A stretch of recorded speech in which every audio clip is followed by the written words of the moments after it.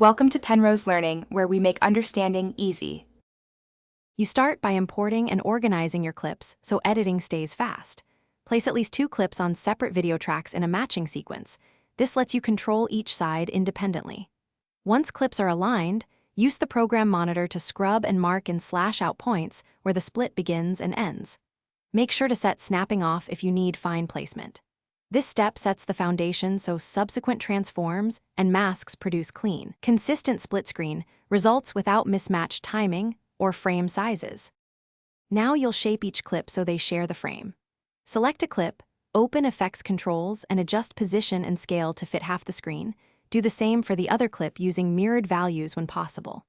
For a clean divider, add a crop effect or draw a rectangle mask on opacity and move it to cut off the unwanted side. Once done, feather the mask a little to avoid hard artifacts and nudge the mask edge so both subjects sit comfortably within their halves. Finish by balancing and exporting.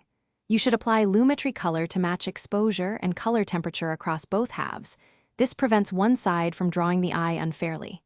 If edges look awkward, add a thin solid divider or subtle drop shadow to separate images visually.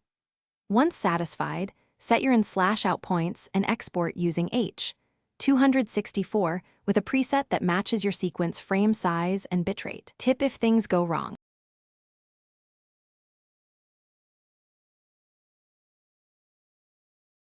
Thanks for watching. If this was helpful, leave a like and consider subscribing. See you next time.